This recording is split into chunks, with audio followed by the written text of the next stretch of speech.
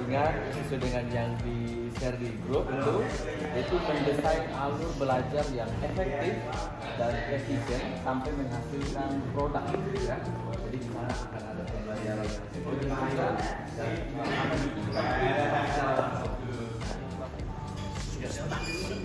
berdasarkan pengalaman nyata. Kita mendesain alur pembelajaran berdasarkan pengalaman nyata yang di situ melahirkan teori, pengetahuan, dan pembentukan karakter. Jelas. Kita mau mendesain, karena itu kita dapat berguru pada saudara-saudara kita, institusi-institusi kita yang hebat. Itu saja tugasnya. Dan masing-masing punya produk. Bagaimana mendesain? Tentu Bapak atau Ibu tertarik pada hal tertentu yang desain. Jadi ini berbasis proyek, mulai dari planning, perencanaan, sampai pada produknya dan pada marketnya. Bisa ya? Ini diulang untuk dipahami dan dikerjakan.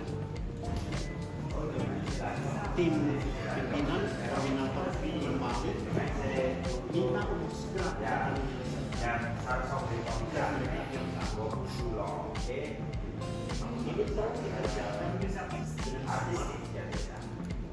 karena kita akan launching pada tanggal 28. Pada tanggal 28 itu kita launching penekanan pada program dan produk.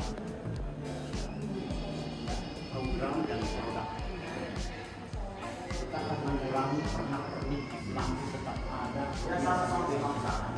tapi yang semangat itu adalah hasil dari sini harus dibuat dalam jumlah waktu, dia punya ini logo dan sebagainya yang siap menjadi ekspor. Ingat standar ekspor. Kompos siap juga, labelnya siap standar ekspor. Untuk cerita, baca puisi, semuanya tampil yang wak dan megah. Kurangi dekorasinya, tapi kuatkan pada program dan produk, pada manusia. Jadi, evolusinya terjadi di situ pada manusia, pembentukan karakter manusia dari sebuah proses yang efektif dan efisien berbasis pengalaman. Ini evolusi pendidikan kita. Only one road. This is for our beloved country, Papua. Satria kopi hijabnya susu. Kopi! Susu! Kopi! Oke, baik Pak. Oke, kita berangkat dulu ya. Oke, kita berangkat sebentar. Kita akan kendaraan akan mundur sebentar. Kita langsung ke yang dia maritim. Kalau di Yogyakarta ini semua agraris. Ya, kenapa nggak bisa agraris? Karena mengingat di sini Bapak sekalian dekat dengan Gunung Merapi. Gunung Merapi itu kan vulkano, gunung aktif. Di mana ada gunung aktif pasti tanah-tanah sekitar akan jauh lebih subur. Kenapa? Karena memang Bapak sekalian Merapi ataupun gunung aktif dimanapun itu pasti dia memiliki mineral yang baik bagi tanah sekitar. Mungkin setelah meledak atau setelah erupsi Bapak sekalian itu mungkin semuanya akan putih semua. Tapi selang 2 hingga 3 tahun ke depan setelah dari bencana tersebut, tanah-tanah tersebut akan menghijau kembali. Itu nanti Bapak sekalian akan nikmati besok di hari Minggu saat melakukan perjalanan wisata di Merapi Volcano Lava Tour setelah menikmati Candi Borobudur yang ada di Magelang, Jawa Tengah Bapak sekalian. Ya, di sini masih tersaji beberapa.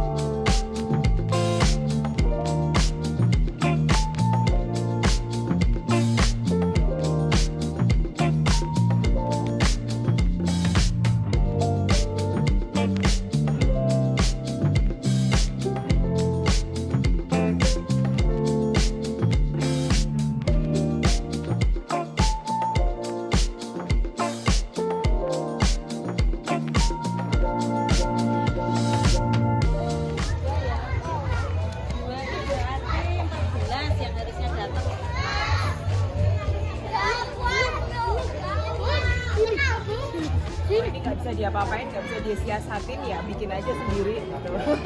Jadi yang ya itu bagaimana kemudian kebinekaan itu, kita ngomongnya bineka, tapi ternyata pas implementasinya nggak menghargai kebinekaan. Makanya kemudian ya bagaimana membuat yang memang benar-benar bisa menghargai keunikan setiap individu. Bagaimana keunikan setiap individu itu nampak dalam proses belajar anak. Ya. Bagaimana itu? Ya memfasilitasi, jadi kurikulumnya individuasi itu Pak, jadi tidak ada yang seragam ya. Melihat benar-benar kami sebagai fasilitator yang kemudian merancang kurikulum untuk setiap anak-anak itu.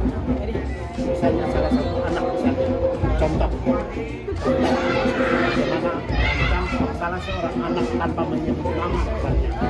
Diketahui bahwa kami di sini berbasis riset gitu ya Pak. Berbasis riset ya. Ya, riset itu asalnya dari minat dan kesukaan anak lah ya kalau dibilang. Masing-masing anak punya minat yang berbeda. ya sebenarnya mengamati sih Pak. Jadi aja ya, apalagi kalau berprosesnya sejak kelompok bermain di sini itu pasti nggak akan lepas dari ada benang merah lah dari setiap apa yang dia ketika misalnya waktu kelompok bermain dan tongan anak gitu. Ketika waktunya main bebas dia ada kecenderungan tertentu, nah itu yang diamati terus menerus oleh fasilitator. Jadi sangat pengamatannya sangat individual gitu. Ada catatannya, nah itu yang kemudian terus menerus. Sesudah mendapat anak memiliki ketertarikan pada tema tertentu misalnya pokok tertentu, langkah pendampingan selanjutnya bagaimana dilakukan teknisnya ya, bagaimana prosesnya, proses pendampingan selanjutnya gimana? Kemudian kami bersama-sama merancang kegiatan anak tersebut Pak. Kami membuat rencana bersama. Mungkin kalau pas yang besar kami bisa minta bikin timeline-nya, deadline-nya dan sebagainya sampai rincian detail per langkah-langkahnya. Kemudian yang kami mendampingi selama proses berlangsung. Misalnya karena kami masih pakai ikut satu semester. Ya, kami menjalankan Kalau anak-anak kecil yang belum bisa sama sekali merencanakan schedule dan sebagainya, bagaimana pendampingannya? kurang lebih sama Sama juga ya. ketika anak-anak yang dengan level lebih kecil pun kita ajak dialog, kita ajak diskusi, sebetulnya bisa Pak sebenarnya bisa, sangat bisa. Sangat bisa. Sangat bisa. Hanya kita yang berpikir tidak bisa. Iya, betul. Bisa Pak. Sudah bisa punya rencana mereka. Mereka bisa merencanakan Iya. pada tahapan mereka. Barangkali yang kadang-kadang belum bisa adalah masalah waktu. Waktu itu maksudnya ketika mereka membayangkan 2 minggu itu seperti bisa apa, membayangkan. 4 minggu itu seperti apa Iya. gitu. Itu tapi Konsep tentang tahap-tahap waktunya. ya, tahap-tahap itu mereka sudah sangat bisa. Habis ini ngapain itu Tahapannya mereka tahapannya bisa. Konsep kita waktu. yang membantu konsep waktunya. Kalau di anak-anak kelas 3 ke bawah biasanya masih sangat abstrak gitu untuk membayangkan 4 bulan itu selama apa gitu. Dari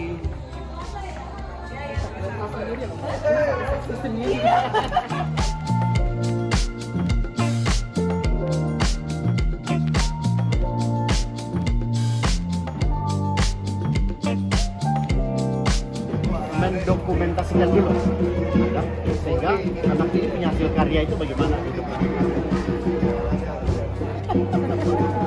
Didokumentasikannya pertama catatan dari anak sendiri ya, jurnal anak, lalu kemudian fasilitator juga menulis, berarti jurnal fasilitator ya, catatan proses berarti.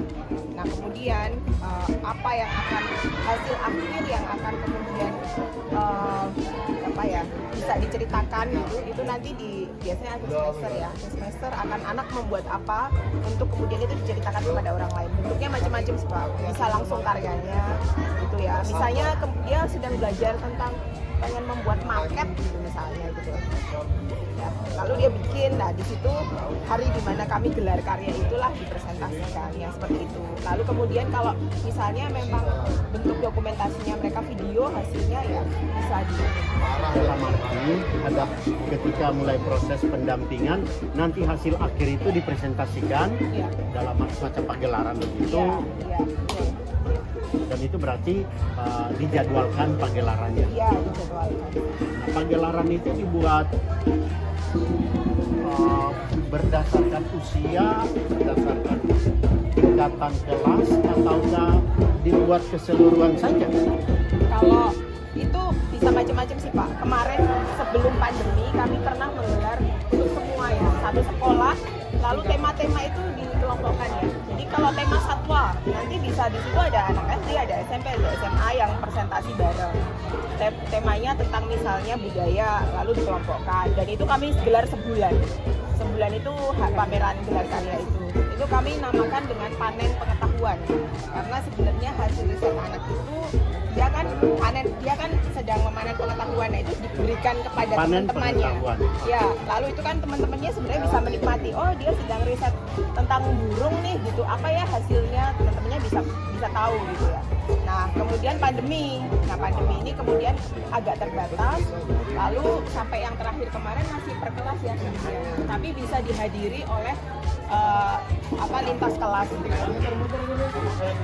Selain dalam intisarinya mau mengatakan bahwa berdasarkan pengalaman nyata, anak menggali teori pengetahuan, membangun karakternya sendiri yang unik, khas. Bisa dapat ada semacam satu tuntunan proses nggak? Mulai dari awal semacam ada satu pedoman kecil aja, mulai pedoman pendampingan anak dari awal sampai akhir. Bisa dapat nggak macam? Ada di buku sih ya. Ada di buku. Ada di buku apa ya Mbak? Buku yang tentang itu. Sebenarnya berkaitan semua 3 buku itu. Jadi dari paradigma sampai praktisnya sampai implementasi ke anak. Cuma Pak, memang tidak ada rumus khusus gitu loh.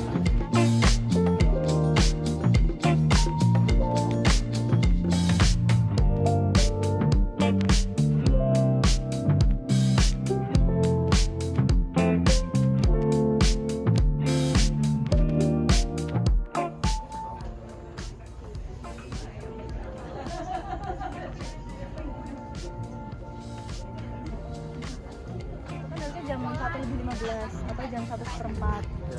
Nah itu kita diskusi bareng. Terus waktu itu saya semacam bawain buku. Saya punya bukunya juga, itu tentang menjelasin tentang jam. Nah, terus kita diskusi bareng. Kayak bukan ngajarin ya. Semacam ngasih tahu, oh kalau lebih 5 angka jarum panjang di angka sini berarti jam segini. Terus kalau misal mau 1 terus titik 30 itu berarti setengah 2 gitu. Kita lebih langsung praktek. Awalnya menyedihkan tetapi menjadi berkat tersendiri bagi kami. Oke, baik Bapak Ibu, kita akan segera mulai pertemuan kita pagi hari ini hingga sore. Yang pertama, salam pembukaan sudah saya sampaikan. Kemudian yang kedua kita akan berdoa.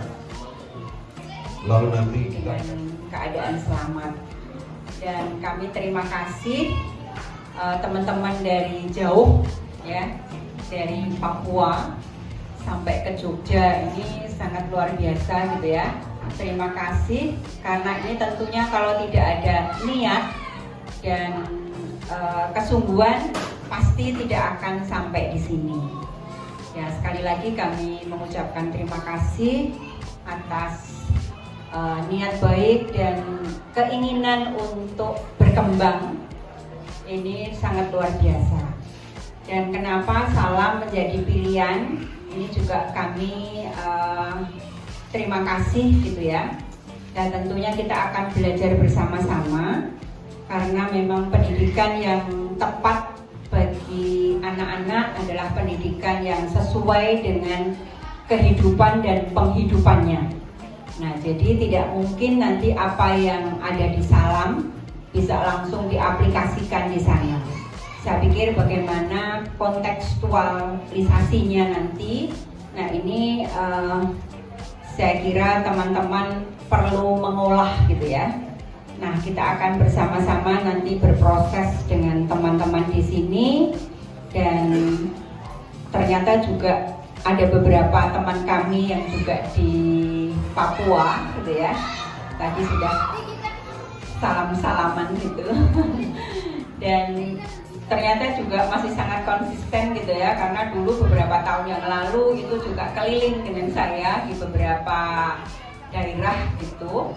Nah, tapi kami juga waktu itu melihat banyak daerah-daerah yang di luar Jawa tetapi ingin seperti Jawa, sehingga itu yang kadang-kadang menjadi tidak pas gitu ya. Dan yang selama ini kami kritisi bagaimana supaya pendidikan itu tidak menyeragamkan, karena kita pada dasarnya adalah Bhinneka Tunggal Ika. Jadi kita masing-masing daerah pasti mempunyai karakteristik yang berbeda-beda, sehingga pendidikan yang paling pas untuk di setiap daerah adalah yang sesuai dengan situasi di daerahnya masing-masing.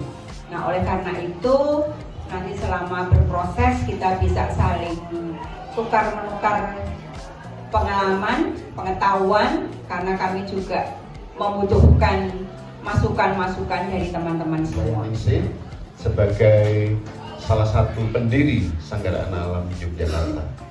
Kemudian di samping Bu Sri Wahyuningsih ada Mbak Tias Karunianing Tias Rezeki.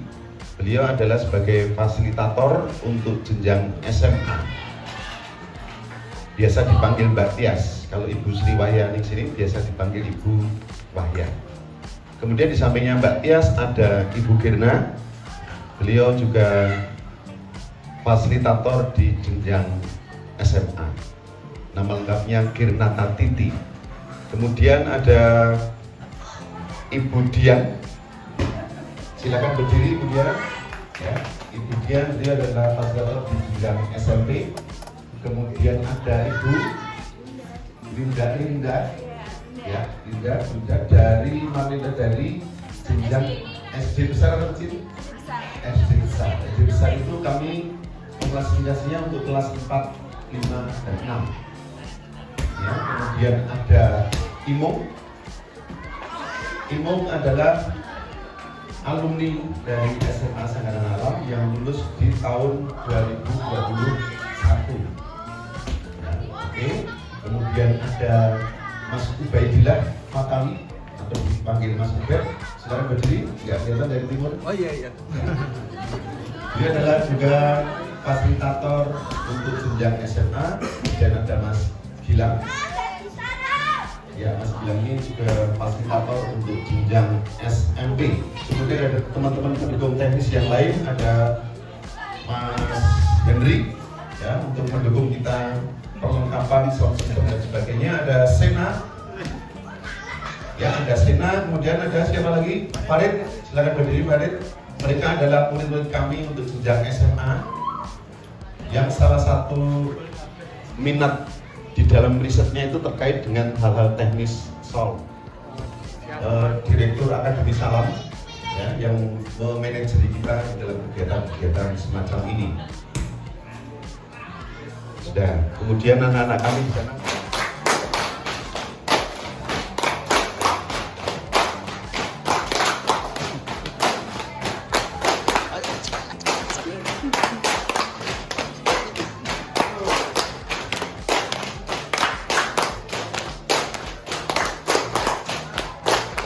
Satu, dua, tiga, ya.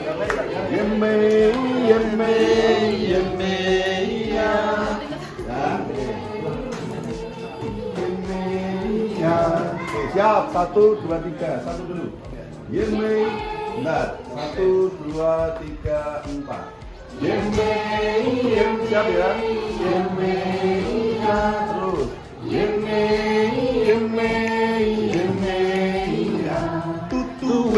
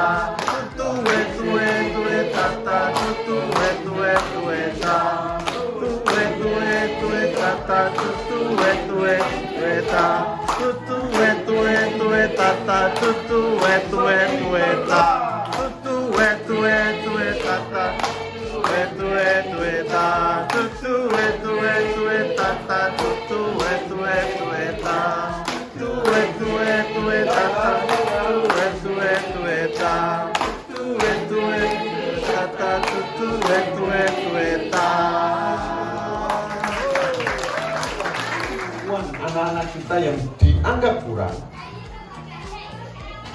memangnya semua harus cukup atau semuanya harus mampu? Kita kira-kira seandainya menginginkan anak-anak kita itu semua sama kemampuannya dan sebagainya, kita melanggar asas apa ini? Asas apa ini? Hak kan ya, hak ya. Hak apa ini? Hak untuk mendapatkan pendidikan yang sama gitu. Siapapun anak itu kemampuannya seperti apa, itu perlu mendapatkan hak yang sama dalam hal pendidikan. Artinya seandainya kita masih itu melihat sebagai problem, kan kita menginginkan murid-murid kita masuk itu IQ-nya 100 minimal 120 semua. Sementara yang IQ di bawah itu nggak boleh masuk, nggak bisa masuk. Entah dengan perangkap tes atau dengan yang lain-lain, itu akhirnya nggak semua anak bisa terpenuhi haknya. Nah, kembali lagi ke permainan kita tadi, Bu. Keberagaman kita berbeda-beda, artinya kita perlu sampai kesadaran bahwa anak-anak kita itu adalah masing-masing adalah anak yang unik. Sehingga mereka perlu mendapat pendekatan cara belajar, ya, bahkan bahan-bahan belajar pengetahuan yang berbeda-beda pula sesuai dengan konteks diri anaknya, sesuai dengan kodratnya, untuk menjadi bagian dari proses belajar. Artinya apa? Mereka menjadi sumber-sumber belajar. Mereka lah guru-guru yang sebenarnya. Jadi saat anak ingin belajar sesuatu, maka salah satu yang dituju sebagai narasumber yang dicari pertama kali adalah siapa orang tua yang memiliki keahlian tersebut. Nah, ini jadi refleksi kita, Bapak Ibu, apakah memungkinkan Bapak Ibu nanti di sekolah mengundang orang tua yang ahli-ahli itu, misalnya ada yang bapaknya tentara, ya dia dipanggil untuk memberi tentang misalnya tentang keamanan nasional, tentang hal yang terkait gitu dengan tema belajar kita. Ini kan potensi yang luar biasa yang mungkin di dalam sistem pendidikan kita ini sekolah dipisahkan kan dari keluarga, sekolah dipisahkan dari masyarakat.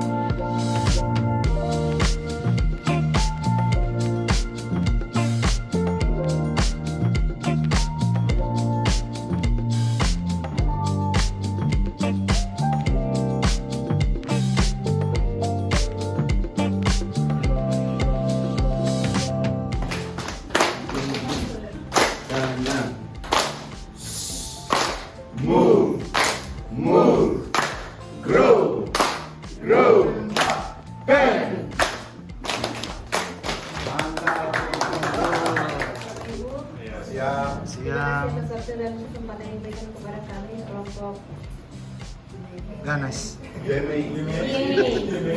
kelompok sendiri lupa bagaimana nih. Ya, jadi di sini kami mengambil satu contoh pembelajaran kontekstual yang sudah kami laksanakan di sekolah. Ada beberapa, tapi di sini kami ambil satu materi tentang pengolahan sampah. Ya, karena di sekolah asrama Taruna Papua adalah asrama, jadi anak-anak tinggal di situ, semua warga SATP pastinya tentunya menghasilkan sampah yang banyak, sehingga itu juga menjadi filosofi atau latar belakang sampai ada proses atau produksi ekoenzim yang ada di SATP. Jadi sampah dapur dan lingkungan. Jadi di situ ada kulit buah. Kita tahu di SATP dalam satu hari kita makan 5 kali. Maaf ya, 5 kali dalam sehari. Jadi tentunya sampah, baik itu sampah dari kulit buah, sayur-sayuran, sisa makanan, kemudian ada cangkang telur, botol plastik, daun kering, kemudian ada pakaian bekas, minyak bekas, dan lain sebagainya. Sehingga dari sampah tersebut kita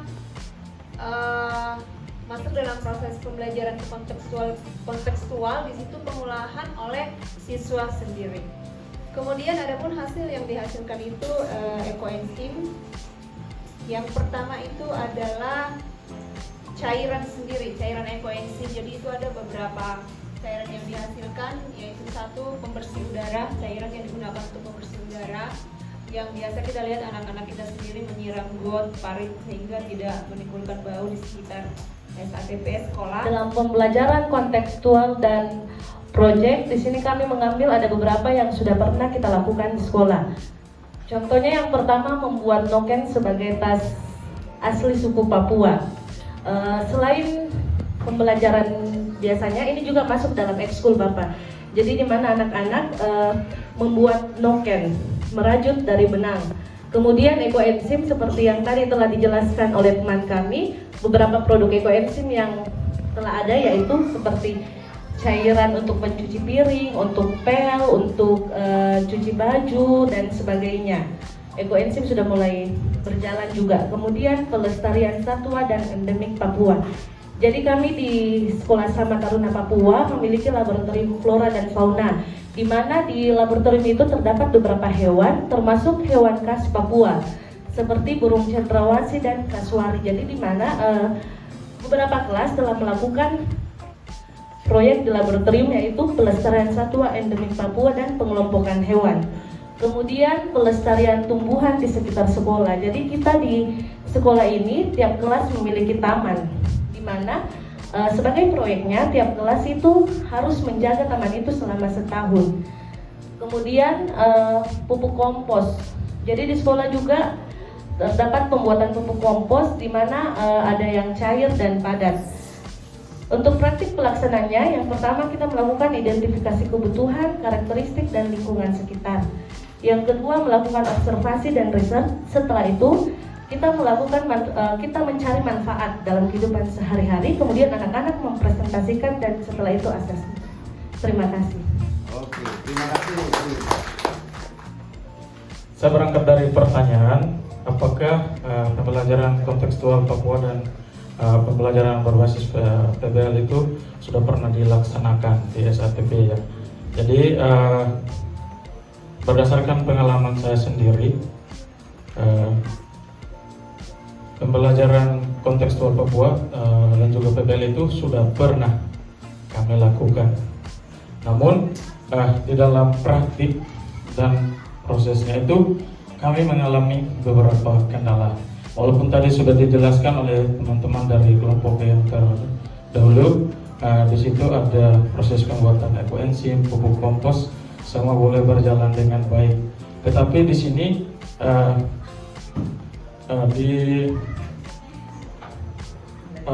di level yang berbeda, di sini di SMP, bahkan tidak menutup kemungkinan juga untuk SD ada juga yang mengalami kendala.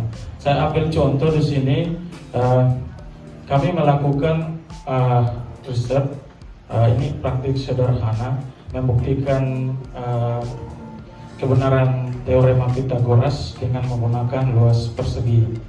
Jadi teorema Pythagoras itu sendiri menyatakan, ini teorinya. Nah, jadi luas persegi pada sisi miring sama dengan jumlah luas persegi pada sisi siku-sikunya. Jadi di sini kita melakukan proses dari awal sampai selesai. Kemudian itu teorinya terbukti. Setelah itu untuk menguatkan pembuktian teorinya kita ambil itu. Ini menggunakan kertas, ya kertas Manila.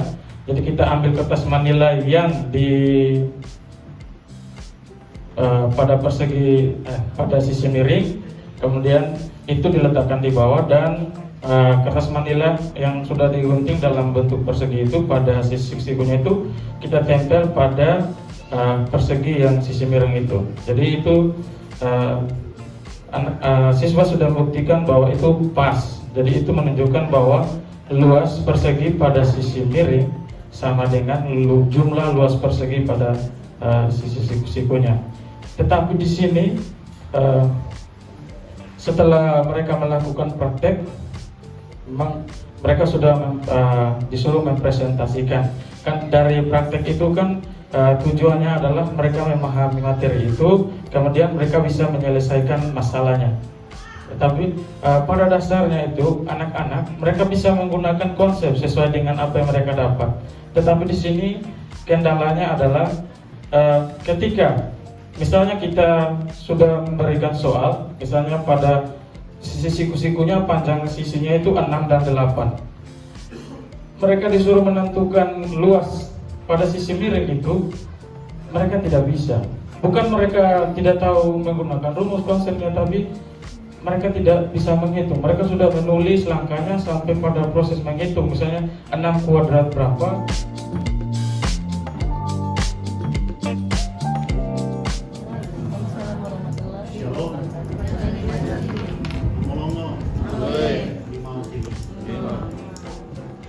Bapak Ibu, terima kasih atas kesempatan luar biasa. Jadi terima dan diberi kesempatan bertemu dengan Bapak Ibu penyelenggara Sanggar Anak Alam. Sesungguhnya perjuangan kami di Papua itu dahsyat. Alam kami begitu kaya raya.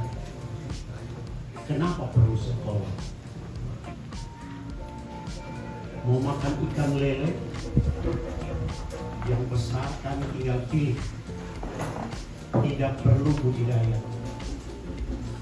Alam mengerjakan untuk kami. Mengapa kami perlu kreativitas? Mau makan ikan mujair jenis yang bagaimana kami tinggal pilih. Mau pakai batu yang gelap, terang, warna pelangi, kami punya ada. Burung surga kami punya. Kenapa mesti kami budidaya? Jadi kami tidak tertarik mengerjakan apa yang dikerjakan oleh dunia. Untuk apa? Tidak bekerja, alam menyediakan untuk kami. Untuk apa inovasi? Untuk apa permainan-permainan seperti ini? Kami dengan tali hutan itu dari jurang sebelah bisa melompat ke jurang sebelah. Ngapain butuh ketangkasan ini, ketangkasan itu? Kami tidak perlu membuat jejak pramuka karena hutan dari ujung sini sampai sana kami cerdas. Kami tidak akan hilang di hutan. Kami tidak perlu ilmu. Kami hanya mau melatih memanah dengan jitu, tapi anak-anak kecil harus bisa, kalau tidak dia nggak bisa makan. Ini persoalan serius Bapak Ibu. Masalah jembatan peradaban dari meramu mengambil langsung dari alam yang membutuhkan kreativitas, inovasi dan produksi untuk menjawab kesejahteraan. Kami punya hutang dari sini sampai sana.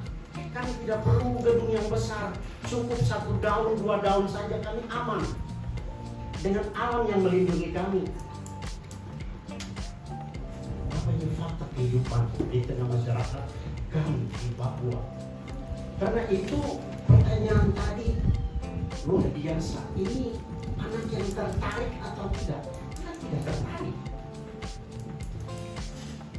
Kami kembali belajar tentang bagaimana itu arung jeram. Tidak perlu. Sungai di sana ada buayanya. Kau terlambat, selesai. Game over. Jadi kita tidak perlu berenang, tidak perlu. Tidak perlu dilatih karena kau terlambat, selesai. Dalam sekejap dilaut.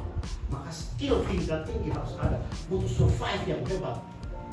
Bapak Ibu di sini persis. Persoalan serius di Papua. Maka kami berusaha mencoba mendesain bagaimana menjembatani, membangkitkan kesadaran bahwa kita membutuhkan. Kenapa kami perlu kompetisi global? Kami punya emas, kami punya intan, kami punya bintang di langit, kami punya bintang kejora. Ngapain?